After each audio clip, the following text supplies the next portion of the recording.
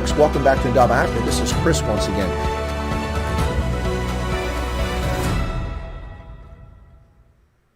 Hello, folks. Welcome back to Chris Wyatt Africa here in the Indaba Africa channel, part of the Indaba Broadcasting Network.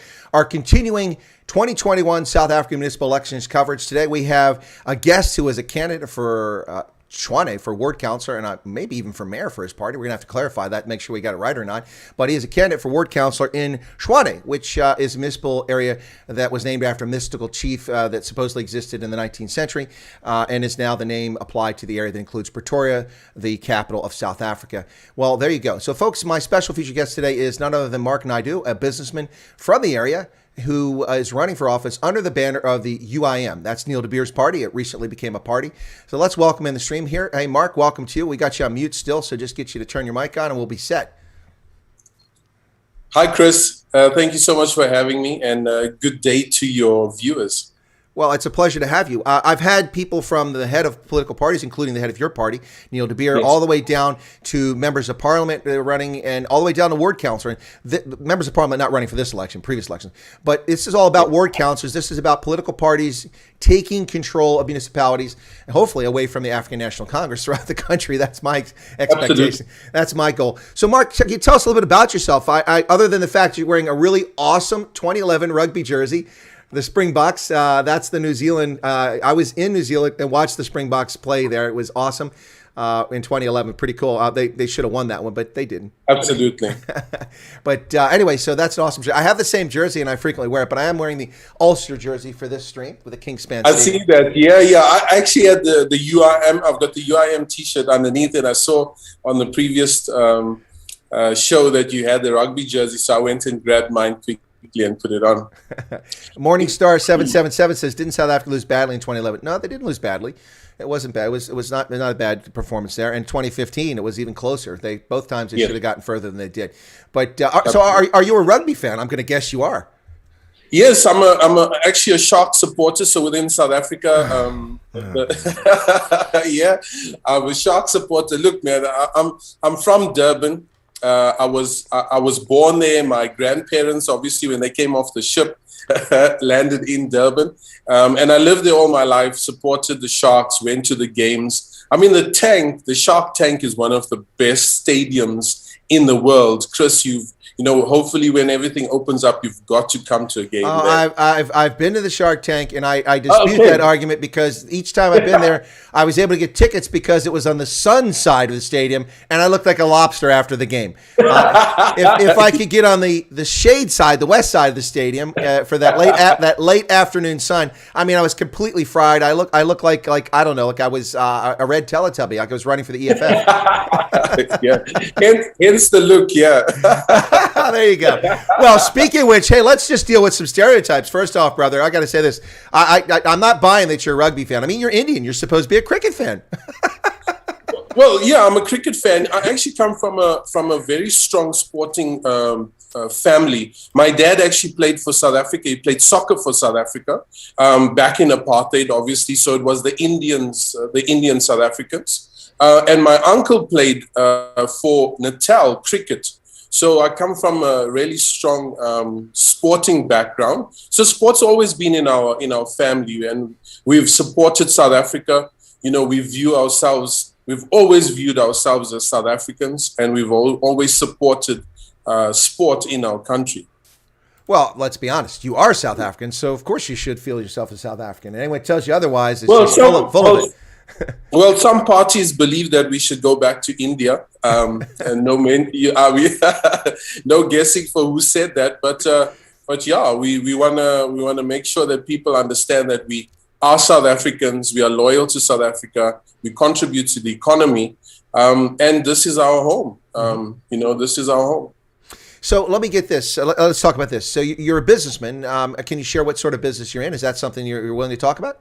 Yes, yeah, sure. Look, I'm an architect by profession, and I got into more the construction side of things, interiors. So I have a company that does shop fitting on the joinery side, interiors, and I also consult. I do some consulting for Anglo American, a big company here in South Africa in the mining industry. So that's basically the areas I'm involved in. Now, How did you wind up from Durban living in Tshwane or Pretoria? I mean, that's a little bit different style of life, a different pace. I would say that the weather, in my view, is much better up there in Pretoria, but I don't like the humidity. So, Yeah, absolutely. So I graduated in KZN in 2000 from the University of Natal at that time, or it was Howard College then. And, we couldn't find work within the architectural environment. It was really a difficult time, I think, worldwide. And so I managed to secure this work at a company, in actual fact, a Mozambican company, but they were based in Nelspruit in Mpumalanga. And so I actually moved there and worked from there as a base into Mozambique for about 3 to 4 years. And then after that, I moved to Pretoria. I had the business opportunity to come through to Pretoria. And then I found myself here. In actual fact, I wanted to go to Johannesburg because we have lots of relatives there. But I had really brushed up on my Afrikaans in Nelspruit. So I said, I'll give Pretoria a shot. well, it's interesting you mentioned that. For those who don't know Pretoria really well, if you speak Afrikaans, you'll be in much better stead in the Pretoria area because it's definitely a bastion of Afrikaans-speaking South Africans for sure. You find a lot of it. For me, it's interesting because I can go there and I can speak English, I can speak Afrikaans, I can speak Tshwane, and everybody gets you. Everybody understands those languages in that area. It's kind of interesting. But yeah, there's a lot of Indians who do live in the Joburg area. It's a huge number there. Quite a big influence of Indians up there. I'm not sure what the historical development that is. I mean, they weren't part of the mining industry at least back in the day. Maybe it's because of business opportunities and Indians, not for stereotype here, but stereotypically Indian communities, Indian immigrant communities tend to be very focused on business and retail and things like that. Maybe that's why there's so many Indians in the Gauteng area. Absolutely, and in actual fact, you have to go back to India, to our roots. They've really business minded. They've got small businesses on every street corner. This is how they actually generate an income and survive if they're not working for the big guys like Google and stuff like that in India. But yeah, it's business is in our blood. All right. Well, so it's in your DNA. It's in your DNA. Yes, absolutely. Well, Giselle, who's a musician, who's an Afrikaans performer, a friend of mine, I highlighted her music on my program, and her song "Vir ons mense" talks about Afrikaans is in the blood of the people who speak it, which is very true. I think that's true. It's in the DNA and makeup. Well, listen, how exactly? I mean, look, you're in business. I assume you're doing okay. I hope you're doing okay. Well, let's go there first before we talk about your candidacy. Has the lockdown had any impact on you and your business, or have you seen it by your friends and neighbors? So many people lost their jobs, businesses have folded. Are you and your neighbors and friends, are you doing okay? Are you just holding on, or has it been really tough during this lockdown? It's been really tough, Chris. It's really been tough, especially in our business where we're doing a lot of work for corporates with everybody being at home, and they've put a halt on all of the construction and those sort of things. It's really been difficult. I mean, our unemployment rate is the highest it's ever been. So we're hanging in there, but I think South Africans are extremely versatile, and they're persistent. They make it anywhere they go in the world. And I think there are many other nations like that, but especially South Africans. So I really believe that we are doing what we can to survive during this time and making it work for us. But it's really, really been difficult on our community here in Pretoria, on family and relatives back in Durban. It's really, really been a difficult time. Chris, are you still muted? I am, thank you. I did that so I wouldn't interrupt you. Sorry, but I do that occasionally. It's all good. I was putting my thoughts together for my next question, and I was thinking about your rugby jersey. It's rare that one of my guests wears a jersey. It's pretty cool. So I distracted myself. Well, we'll get to Durban a little bit later on because I want to talk about KZN and Gauteng and the chaos that occurred and your thoughts on that, since you have family in both areas that were likely, if they're not impacted by it, certainly affected by the events. But so why politics? I mean, have you run previously for office? Is this your first time? Are you a virgin in politics? Is this your first time out of the gate? And if so, why'd you throw your hat in the ring? What's going on? What's that all about? Yes, definitely my first time. I never thought I'll get into politics. In actual fact, a good friend of mine had introduced me to the party. He sent me some videos saying, "Hey, check out Neil de Beer. I think that he's the guy that we should be supporting and voting for. So I looked at his videos, checked what UIM was about. Then I got the opportunity to meet him and the vice president, who was also on your show, Fatima Abdul. I was privileged to meet them in person and just chat with them and just see what they're about. And they're such real people. I wouldn't say they're politicians, and even Neil would tell you he's not a politician. And so, after that interaction with them, I sort of came back home, and they had contacted me. The provincial chair for Gauteng had contacted me and said, look, Neil was really, impressed with meeting with you guys, and he really wants you to come on board and consider this. And I'd never considered it. So I chatted with my family, I chatted with my wife and I thought about this, and I said, we constantly complaining about politics, about what's happening in the country. And it's become, Chris, it's become the talking point of everything, church gatherings, social gatherings. We get to meetings and everybody's talking about it. And then I decided, okay, you know what? And something that stuck with me that Neil said, he said, we can protest as much as we want, we're not being heard. In order for us to challenge the people that are in power, we've got to get to Parliament. We've got to get there so that our voices can be heard. Because South Africa's been a country where we've protested about everything, the good, the bad, and the ugly. And it hasn't seemed to have changed much. So, I decided, okay, let me stick my hand up, not just for me, but for my community, of Indian people who I love very dearly. And also for my children that we really plan to stay in South Africa. We thought about immigrating, we were asked about immigrating, but I said, no, this is my home and I want to stay here and make sure that I can contribute. No, that's excellent. It's interesting you should say that. We can complain, we can protest, we can march, we can piss and moan, and we can be angry at politicians.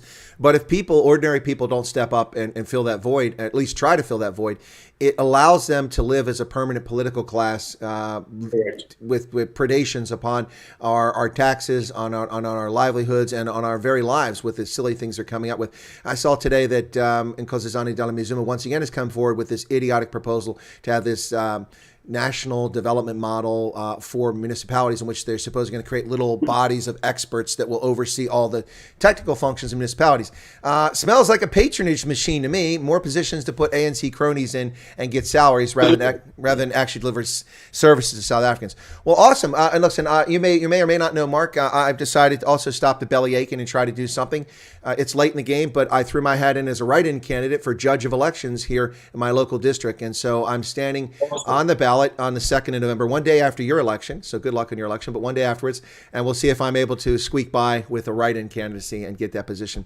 All right. So you kind of answered my next question. The next question was going to be, why the UIM? Why Neil de Beer? Now, before you answer, to be fair, and not an attack and not a defense of Neil de Beer, he's a very controversial figure in South Africa's history. Many South Africans feel as if he's treasonous or a betrayer, those from the old regime and those from the ANC even these days. But Neil definitely has some charisma and some excitement about him. He's generating some buzz. And whether you like him or not, if you listen to him, he's got a message that seems to resonate with some South Africans. It seems to have resonated with you.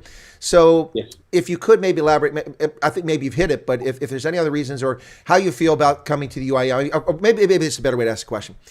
Why the UIM? Why not the DA? Why not, not the Inkatha Freedom Party? They're not much of a presence in Gauteng, but the DA has a presence, and there's a few other parties up there. Why not another party? What made that final decision? Was it the personal interaction with Neil or the message he's trying to deliver? What brought you to the UIM standard? Because you're carrying that flag now. Yeah, absolutely. Look, I think it's been more about what they stand for.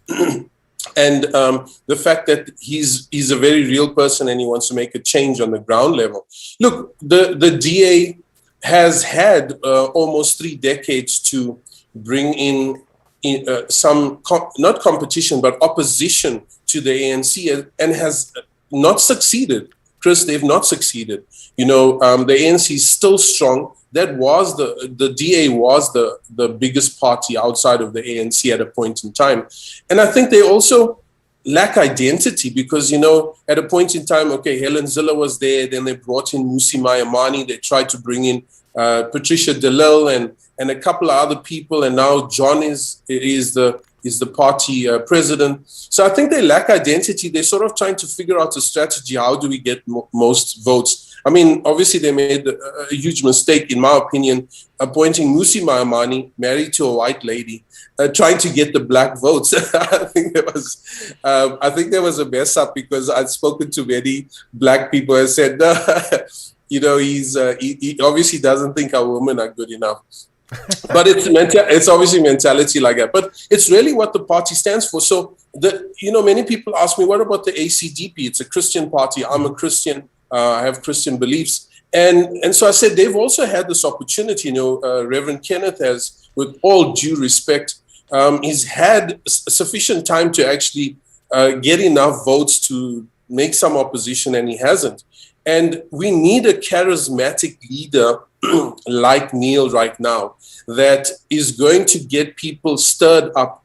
And that's what South Africa is lacking. While Nelson Mandela had his own charisma, he was an international figure. So always when he spoke, it rallied unity around South Africa. Since him, Thabo Mbeki, Cyril Ramaphosa, Jacob Zuma has not been those people who we can say as South Africans, you know what, we can really get behind this person and we can support him and let's come together in unity. They've just brought more divide. And so that's one of the main reasons that I looked at the UIM, because it's fresh, it's new. We're not coming with any baggage, of the past. We don't have a track record, and sometimes that's good. So people can't point out, but you failed in this area, like they have others. And Neil de Beer, you mentioned, he has this treasonous past. But it really depends on which side you were. Well. To be fair, I didn't say that. I said some people view it that way. Other people, yes. Yeah, no, I'm not saying it's treasonous past. No need to apologize. But just for clarity, I don't want to be falsely attributed to something I didn't say. So these people, it just depends on which side of the fence you are, because obviously when he let's call it defected over to the ANC, they obviously didn't think he was treasonous. You know what I'm saying? So it really depends on which side. And I, as the UIM, don't believe that, because he actually stated with certainty that why he left the ANC. And he had good reason. He didn't just decide, I'm going to go start my own party like Julius Malema and bring opposition. He had valid reasons that the ANC was not doing what they said they were doing, and they were trying to pass policies that he did not agree with. And in actual fact, that's what we need more South Africans to do. If you don't agree with something, stand up and say it, instead of now just tiptoeing around the subject and not addressing it head on. He said he took a stand, and that's honorable for me. It's a man that took a stand and said, I don't agree with what you're saying, so I'm leaving this party and I'm going to do something about it. Well, before I get to a question from one of the viewers here, and it's a good question from My Morningstar 7. Where'd it go? My Morningstar 777. I'm going to get the question, but I just want to say something. One of the things I like about my channel is I've always told people that throughout my life I have subverted expectations. And basically, by subverting expectations, you disarm bigots and racists and idiots like that. So people assume that you are a certain way or believe a certain thing based on your physical appearance. Most people probably think that I'm an extra on Duck Dynasty. I'm not. Or I'm auditioning for a role in ZZ Top. I'm not. But seriously, so we've just blown apart all kinds of stereotypes about Indians in South Africa. Let me run through a list of ones that we can refute here just from your personal experience and things you talked about. All Indians are Muslims. They all live in KZN. They're all cricket fans, and they only speak English. Okay, well, we know that's all nonsense. We've just blown that all apart. In fact, I've told a lot of people that over 280,000 Indian South Africans out of a population of about 1.3 million are first language speakers of Afrikaans. People don't know that. It's a consequence of close development and relations with that other community over time. Yes. But these people wind up growing, and that's their first language. So you run into an Indian South African, and he speaks perfect, Bushveld Afrikaans. You're like, what?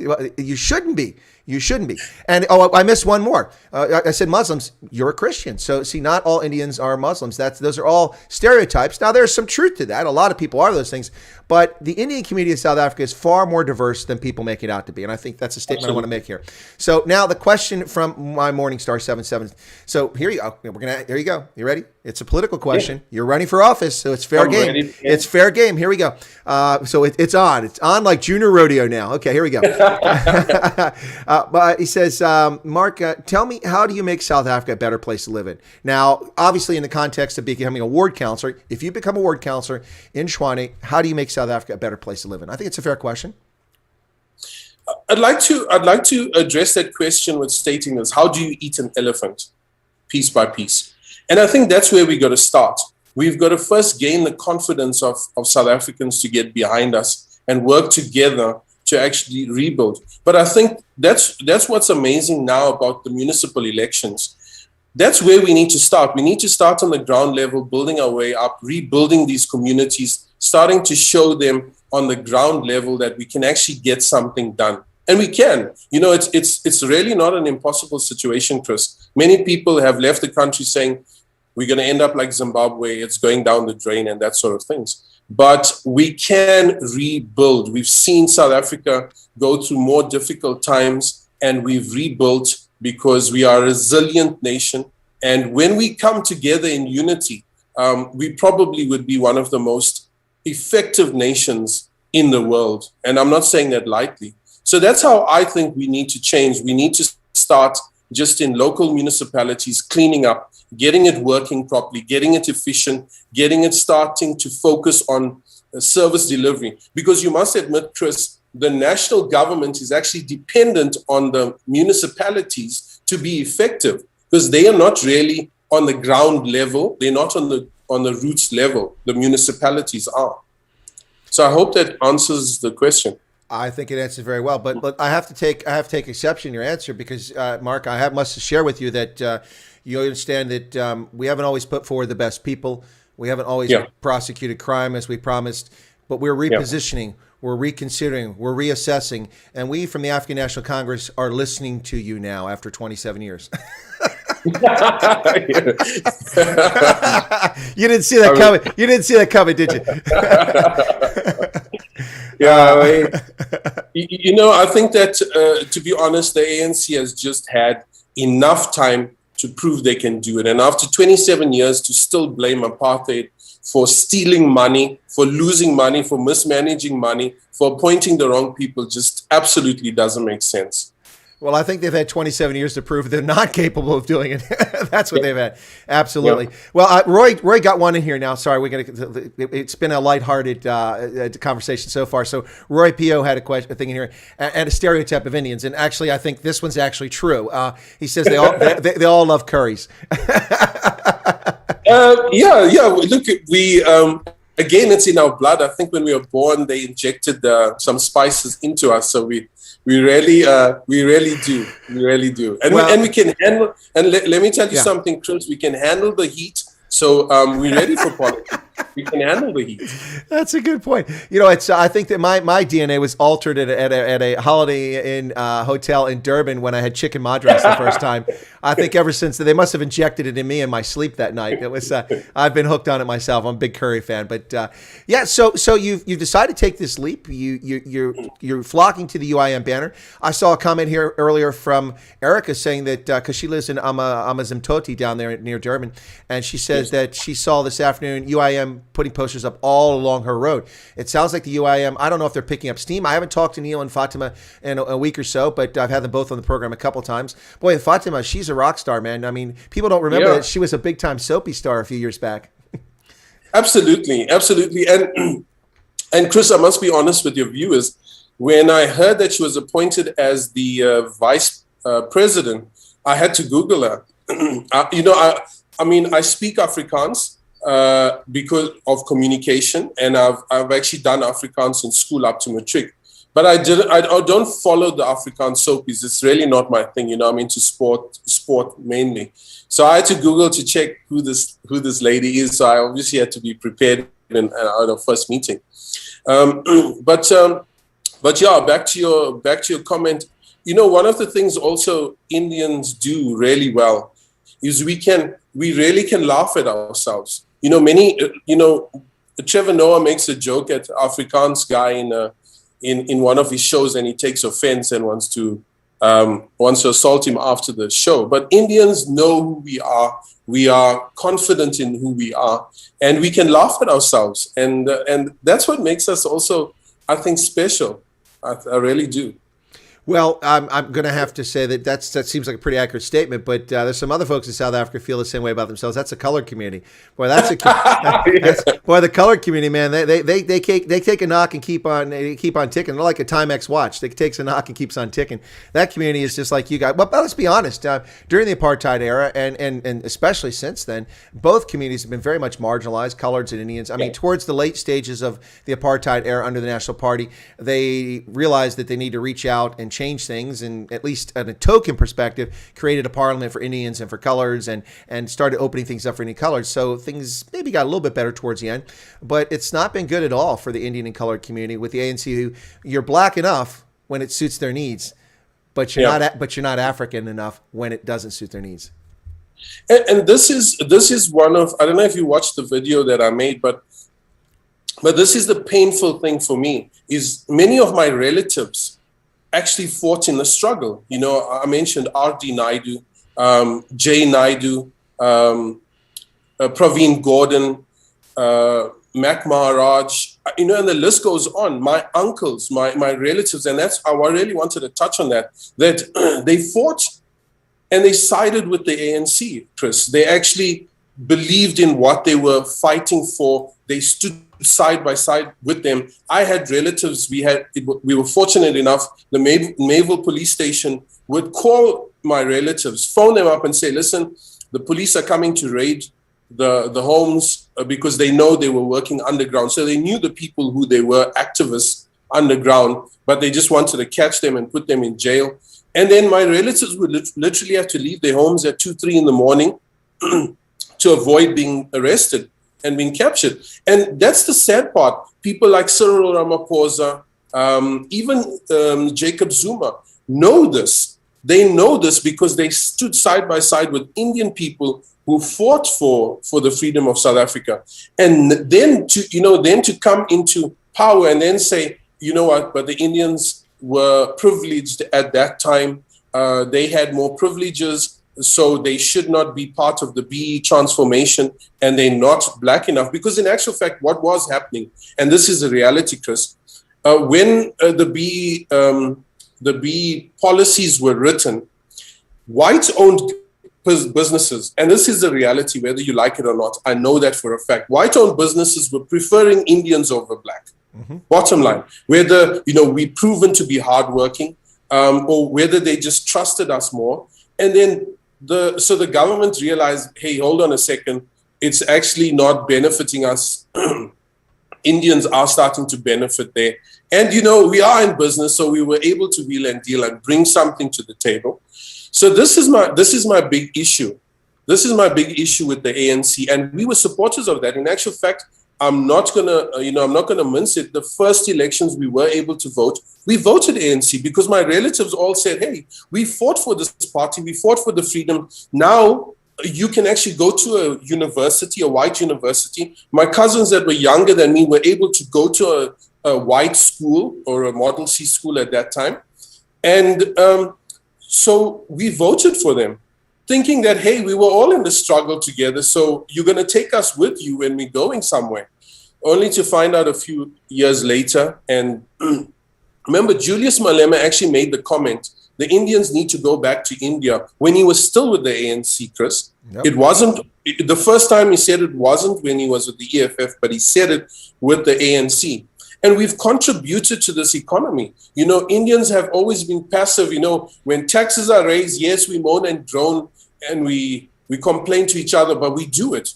We do it. But we've been starting businesses. We've got some of the greatest entrepreneurs in Durban employing people. So we're stimulating the economy. How is Julius not seeing that? They're grabbing land.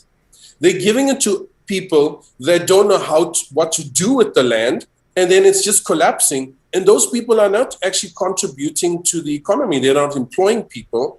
So there's no contribution to the economy. So the Indians play a critical role in the fight for struggle or the fight for freedom. But now we're seeing ourselves sidelined.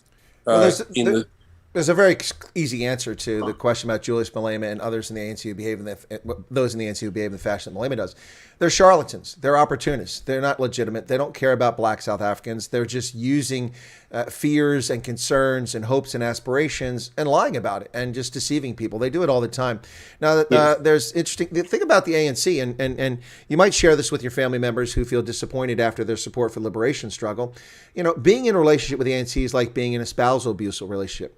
You know, that spouse is fine when they're sober. They're your friend. They love you. They hug you. They take care of you. They show you off to their friends and neighbors. But then they resort to their true nature, and they have a little too much drink, and they start beating on you, abusing you, calling you horrible names, disrespecting you in public. That's what the ANC is. They are an alcoholic spousal abuse partner. I don't think anyone's ever called the ANC that. I've just done it. So there you go. Well, it's a brilliant analogy, and actually it sums it up. It sums it up perfectly, because that's what we're seeing in South Africa. The spouse, which is the citizens, are just being beaten up and everything just taken away from them, and their dignity. You know, in an abusive relationship, that's the first thing that's been taken, is the dignity. Look at, I mean, black South Africans. I just cannot understand how the ANC can think, because when a pit toilet, you know, they put in a pit toilet for a shack settlement, and they have a ribbon cutting, and everybody's smiling, and everybody thinks they've done this fantastic job. Those people were in that same situation pre-94, pre-95. They're not doing any better, but these people, these politicians are actually being brainwashed, or I just don't understand how they actually think that's actually improving those people's lives. Makes no sense. It's interesting you mentioned dignity, because this is something that's frequently overlooked, and UIM is a perfect example. I'm not that he's a victim of, but let me just put this in context. Yeah. You know, the ANC had a lot of support from Indians during the liberation struggle. They had not a lot from coloreds, but they had a lot from white Afrikaners. There were a lot of white Afrikaners who went against their regime, who were authors, who were political activists, who were involved. Neil de Beer being one of the people betraying what the organization was part of to support the ANC. Yet the ANC has no compunction about calling Afrikaners racist as a group, as if everyone. So that's an example of trying to take the dignity away from people. And I don't get people who support the ANC who are Indian or who are colored or who are Afrikaner, and you're in a relationship with a party that calls your ethnic group race. It's like critical race theory. You know, whites are, by their very nature, their DNA, racist. That's utter lunacy. If that were the case, we couldn't mate with people of darker skin. And trust me, there's a lot of that going on. yeah, listen. I mean, that's where the factory for the colored started. There's case number one. There's patient zero right there. It's a Western Cape. It was some Dutch burger and a little Khoi lady. Absolutely. I mean, Trevor Noah, that's one of his famous jokes. He says, we have the factory in Cape Town for the colored people. That's where we make them. But of course, Trevor Noah is a fraud. He's not a colored. He's mixed race. He's mixed race. But he's mixed race between white and black, you know. But that doesn't make you colored. Coloreds are people descended from a distinct group of people in the Western Cape. They've got, generally speaking, the high cheekbones, certain appearance. They tend to be Dutch Calvinists, speaking Afrikaans, not exclusive. But if I knock boots with a Xhosa woman today, that does not mean that my child is colored. That is a mixed race child, mixed race. And a good point. A good point. We got to do that. But that is, you know, you make it, just to get to that point. You make an important point, and I believe that it's Indians that have maybe benefited, maybe through tenders or through political. Connections that will still vote for the ANC. I mean, Casey actually on your show said it. You know, it's people that actually have something to lose that wouldn't vote for the ANC because they've got their paycheck, they've got their tender secured, and that's what they'll do. And that's a sad part, and it's actually a reality, Chris, in every culture. We're not stereotyping Indians that they're only doing it. We've got colored people doing it. We've got white people doing it. I know for a fact. In actual fact, I was at the EFF. This is a funny story, but I was at Julius Malema's offices a couple years ago because I was doing some work for the SA Defence Force in terms of securing their cash offices. And I was called in as a specialist to Julius's office. At that time, he was getting death threats when he just left the ANC, and they wanted to bulletproof his offices.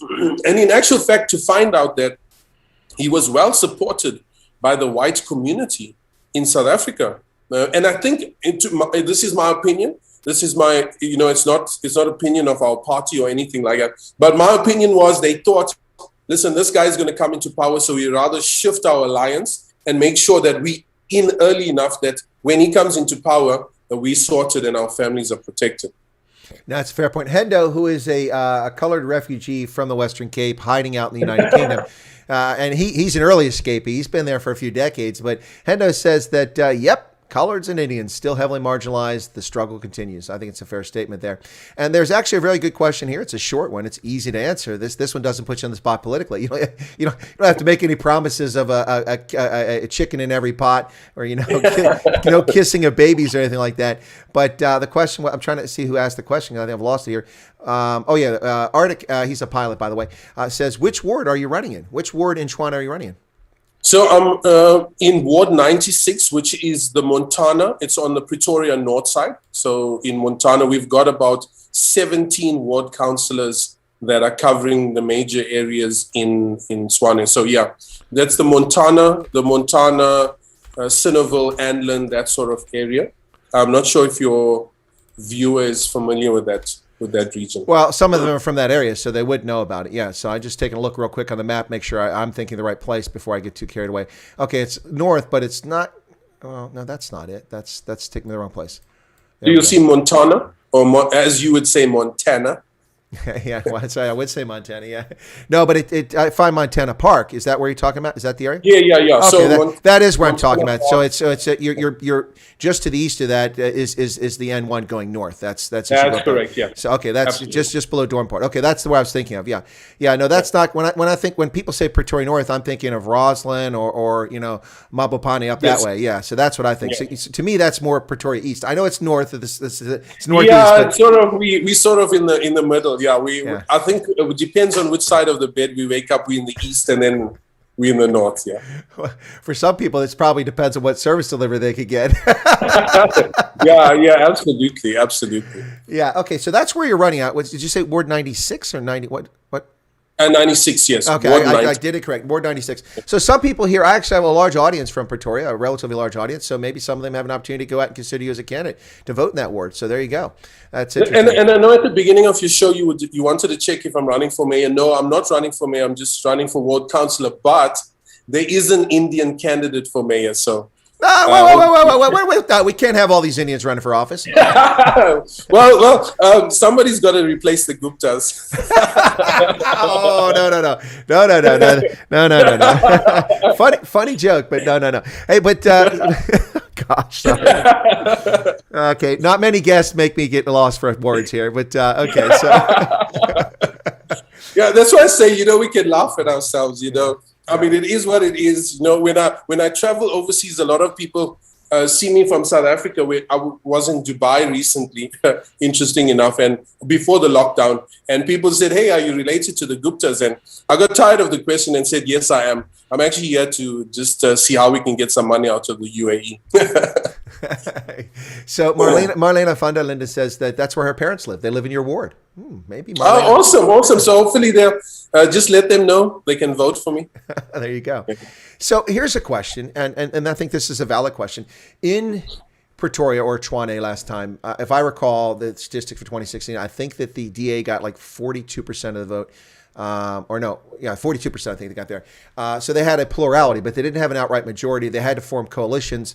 I don't know what they're going to do this time. I'll be honest with you. I'm very disappointed in Democratic Alliance's campaign thus far. It has not impressed me. Other than Early B's video, "It's Time for a Change," which was awesome. I don't know. Did you see that video? Yes, I did. Yeah. That's an awesome video. But where's it at now? It should be the music playing at every rally. It was awesome. But other than that, and a few things from John Cena, I'm not really seeing much. I mean, and none of their ward councillors, candidates seem to be interested in going on the air. I don't really get what's going on with that party. They're focused on we get it done. Okay, great, you get it done. That's fine. But they don't want to attack the ANC because the lesson they took from the National Election 2019 is that attacking the ANC doesn't work. That wasn't the lesson. The lesson is that Musi Maimane was a failure. And the message was lost. Attacking the ANC, there's nothing wrong with that. And this is a golden opportunity. I mean, I don't know if you're doing this, Mark, and I'm not encouraging you to do it or not do it, but I mean, how easy is it to run for office against a party that bans the sale of cooked chicken? It bans the sale of open-toed shoes. Because, Mark, you probably don't know this, but I have a history in virology. The main vector for the Rona is the big toe. So you can't have open-toed shoes because people will spread the Rona. So if you want to stop people from congregating and buying things in retail locations, what's a good way to do that? E-commerce. So we're going to ban. Speaking of Indians, Ibrahim Patel bans e-commerce. Yeah, that makes a lot of sense. I mean, the ANC is just—they have gifted this. Zweli Mkhize, Digital Vibes. What's her name? Zandile Gumeda in Durban gifted this. Yeah. It's just one thing. Now the agriculture ministry is being charged with murder at an ANC political meeting. I mean, you can't make this stuff up. Before you answer, and the hostage one. Oh yeah. The defense minister taken hostage after she's. I just felt uncomfortable. We're going to investigate their needs. No, lock them up, just like Hillary. Lock her up. They're criminals. They took you hostage. It took a special weapons and tactics team to release you. Oh, I just felt uncomfortable. Well, I'm glad you just felt uncomfortable. You must be a very brave needle knitting gorilla. You're very brave. My goodness. But anyway, no, it's just they have handed this to people. They've gifted it. Yeah. And the DA is not even, and I don't see the IFP. The IFP's talking about it a little bit, but they're not getting much attention. Now, your party isn't afraid to attack the ANC. At least your president, vice president, point out the failures of the ANC. Is that part of your campaign as ward councillor, or are you focused on the service delivery and what you can do in a positive sense? Look, I think, Chris, I think they're hanging themselves. Like you said, it's probably the best time for any other party to stand up and be counted, because it's like you don't have to convince the South African public that the ANC has failed. They just need to look around them and they see it. It's literally on every corner, that they failed. So it is making it easy, and that's why I think that's why I really believe change is coming. There's no better time in South Africa where people are just fed up. We've given ANC an opportunity after opportunity, and they just have not come to the party.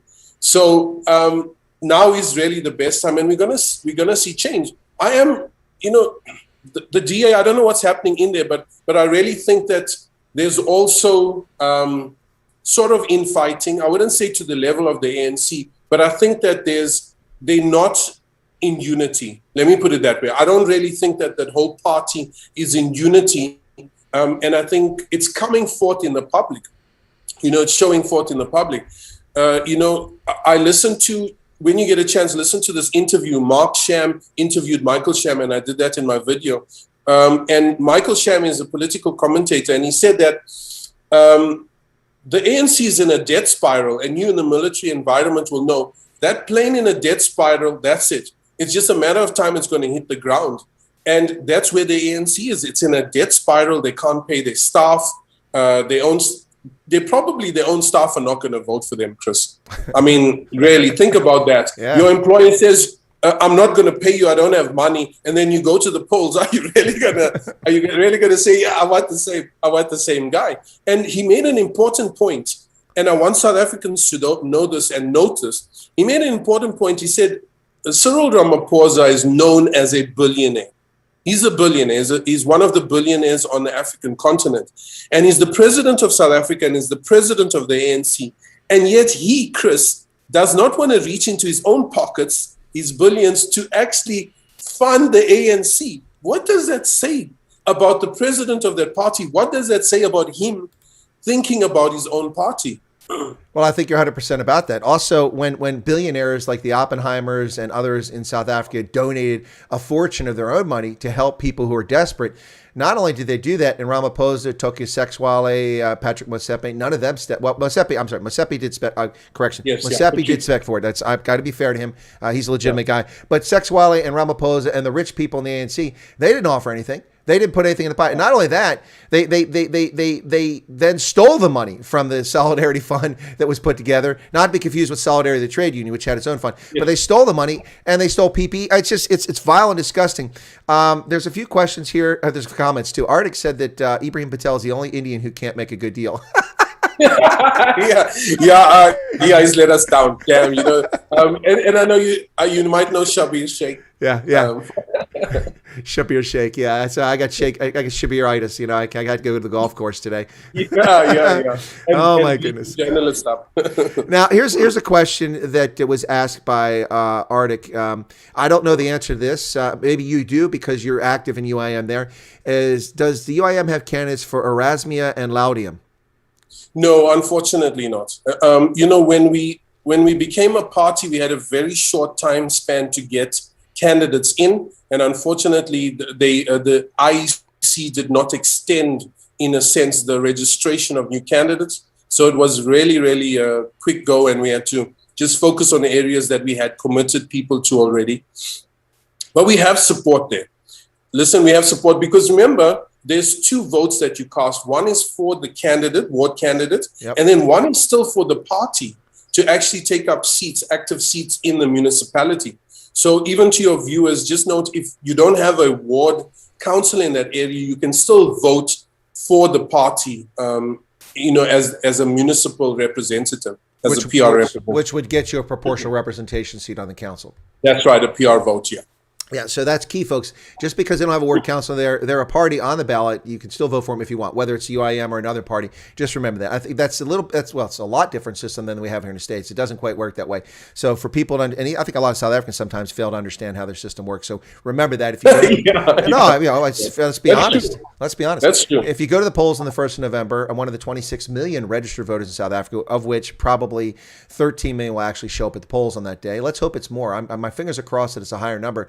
For a lot of reasons. I want people to send the message to the ANC and give them a PK and let them know that they're hot full of the ANC. It's time. It's time. As I said on my videos, Kenako, SouthAfrica. It's time. It's time. It's time. And this is it. This is the last chance. No is dictate. Yeah, exactly. Yeah, there you go. Afrikaans. Yeah. So, but I mean, it's true.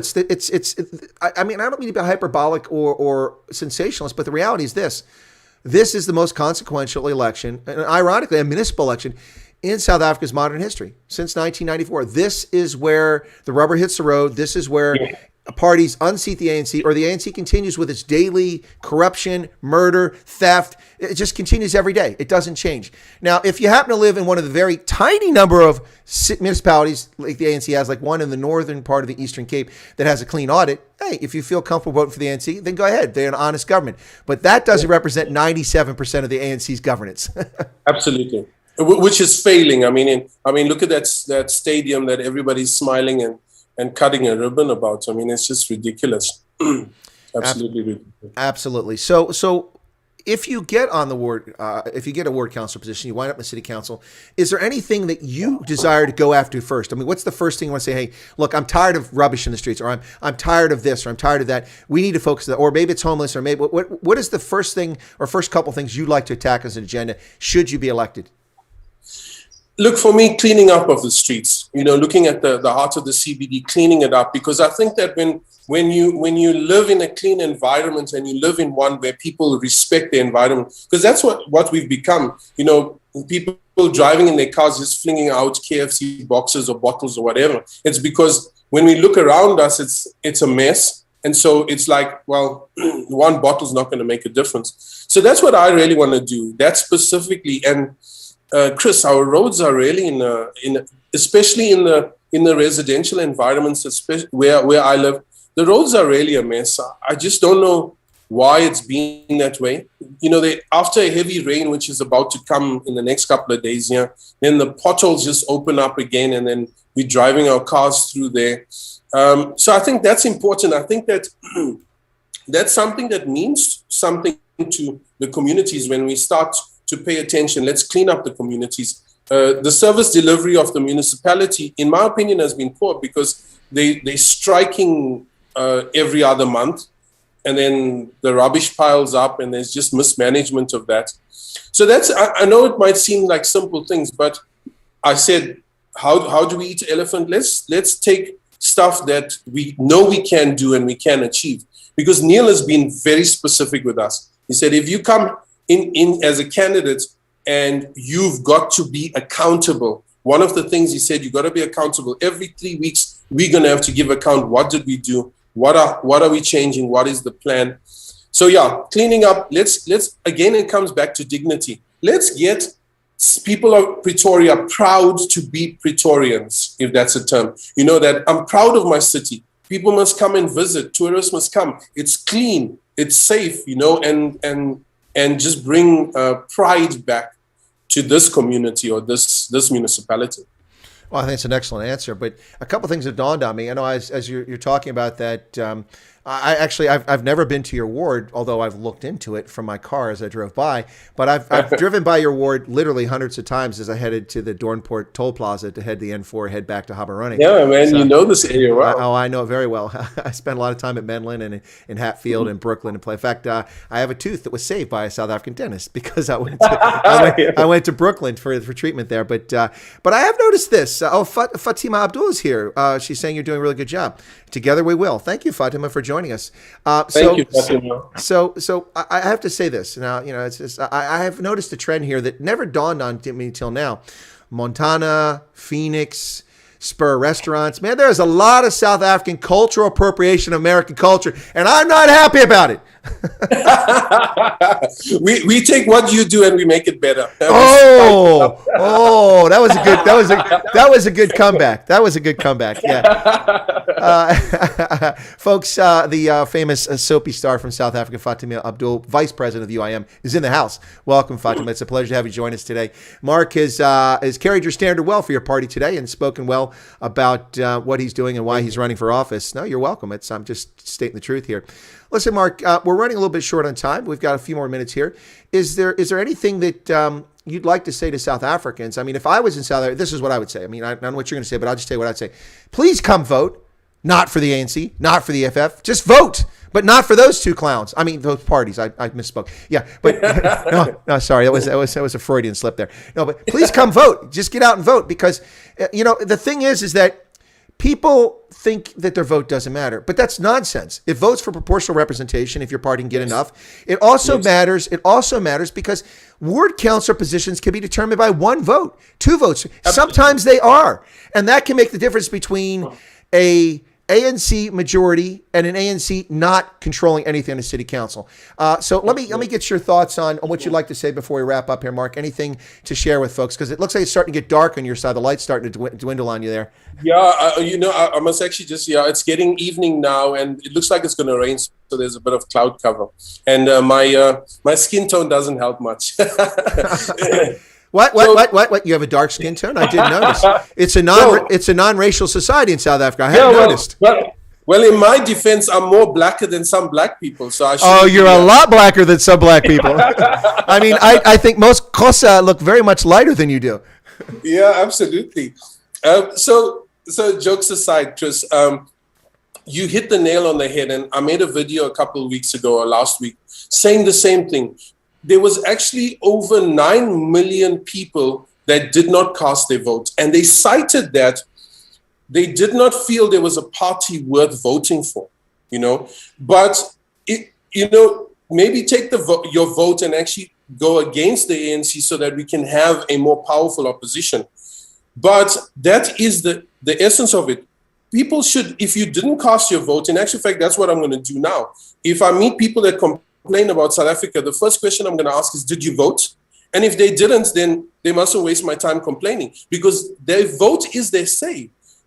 My relatives and many people fought for this opportunity for us to be able to decide who we want in government. And now we have the opportunity. I mean, just think about how crazy this is. For black people specifically, Indians or coloreds that are not voting, you know, they were jumping up and down. We want to vote. We want to make sure we decide who governs us. And now you have the opportunity and then you say, I'm not going to vote. I mean, it's stupid.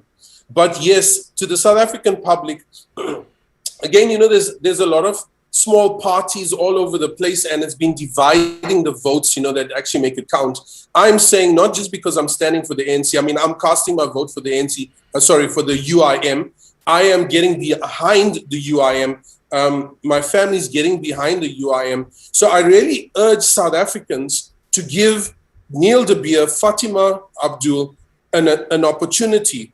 And let me tell you something. They've stated it. Fatima is online. They've stated it that we will hold them accountable. We will be able to, Chris, you'll be able to get on a phone call with Neil and say, hey, Neil, you told me you're going to do this at the last elections. What's happening? Have you done it or not? That's what we need to do. So my advice is, yes, number one, cast your vote. Number two, let's make sure that the ANC are not in public going up to the next elections of 2024, that they are not holding a majority seat in the municipal elections. Well, Mark, it's well said. You know, the irony is this. For decades, people in South Africa fought for equality and the right to vote and be full citizens. 87% or so of the eligible electorate turned up in April 27th of 1994, and it's trended down ever since then. People want to complain about South Africa's political situation, but almost no one wants to do anything about it. So I commend you for stepping forward and putting yourself out there. It's not the easiest thing to do, particularly in such short notice. I mean, it's a very short time. So best of luck, and thank you for sharing with us your thoughts and your hopes and aspirations for your ward and for Pretoria, and also for helping me once again subvert expectations and proving to people that they're preconceived notions of who someone is based on how they appear or how they look usually are not on the mark. So we had fun with that. Although we did get it right about Indians and curries. They do love curries. That much is true. That's right. Absolutely. That we won't deny. But also, thank you, Chris. You know, I think that we take for granted the impact that you're actually having on South Africa. Not being in South Africa, but you're having a huge impact. You know, you educating people, getting people to think about things. You know, you're getting them to, hey, let's question this. And this is where it needs to start. So I, you know, as a South African, want to say thank you to you. And I'm not sure if anybody has, but thank you for taking the interest in South Africa. Because many people overseas are, unless they're putting investment into South Africa, is interested. But you're showing keen interest. You're raising awareness. You're asking the right questions. So I just want to thank you on behalf of South Africa for actually doing this. We really appreciate it. Well, it's very kind of you. I appreciate those kind words. No, I don't really have investment in South Africa, although I did watch once again. For some reason, somebody sent me a WhatsApp message with Robbie Vessel's song where he sings about chicken licking, you know. So I am considering an investment stake in chicken licking now. No, I'm just saying. That's some nasty chicken, man. I could not eat a chicken licking. That's just, not my thing. Anyway, but seriously, thank you. It's very kind words. I appreciate that. And one of the things I think that's, not tooting my own horn, but one of the things that's helpful, I think, is that I actually not only talk about South Africa. Oh, there you go. I got some better light now. Whoa, there you go. I can see him. Put a light on you. But is that not only can I speak about South Africa, not being a South African, but I've actually been there endlessly and lived in the neighborhood and am familiar with it. So I think that it's interesting for people to get a chance to see something about South Africans, not simply coming from South Africans, many of whom have a position they're trying to advance or one they're trying to slow down. But you've been a great guest. I really appreciate it. And it's great to see that you're a rugby fan. I love the jersey. That's awesome. And speaking of rugby, for my audience, I'll be on Rugby Ascendant, my sister channel, where we're trying to grow the subscriber base over there. Right after this, quarter after the hour, I'll be covering the Sharks. So if you're from Talon, you're a Sharks fan, I'll have my little mini Sharky back up on the shelf. I'll put him up there. And we'll be covering the live URC Rugby United Rugby Championship game. I'll give live commentary and analysis. So you get color commentary analysis from one person. The major TV studios have two people do it, but I only can afford one, and that's me because I pay myself nothing to do this. So anyway, feel free. By the way, I have to say this, Mark. You've got that big tree behind. I don't know if it's a mopani tree or whatever it is, or the top of a baobab tree, but it makes you look like you got this wild-looking fro. It really comes out from the side there. It's really, I realized that. Yeah, it's a baobab tree. It is a baobab tree. Okay, cool. Yes, in our lounge on the wall. Yeah. Okay. Yeah. Actually, I just realized that now, so I'm gonna have to go back and check it out. But I also want to say, stereotypically, you're not going to find an Indian playing rugby.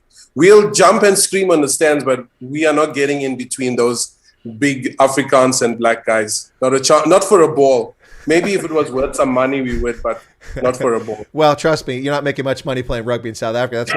That's why they're all in Japan and France and Ireland playing up there making money. But I do, okay, before I let you go, I can't let you go without commenting on this. Okay, listen, Mark, I'm very happy to see that your hairstyle has been modified slightly from your ward poster. So let me just make a comment about this. There is a certain Democratic Alliance candidate for ward who is currently sitting on the city council in Chapana or Port Elizabeth, and that is Ronaldo Ros. I'm curious why the two of you have the exact same interesting haircut, in which it's almost all cut in the sides. You got this hard man look on the top. I was wondering what that's all about. Is there like a trend in South Africa for that sort of hairstyle, or was that just happenstance?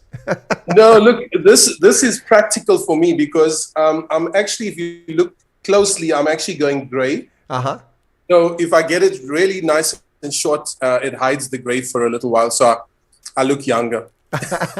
Well, listen, gray is a sign of distinction. That's what it is. Yeah.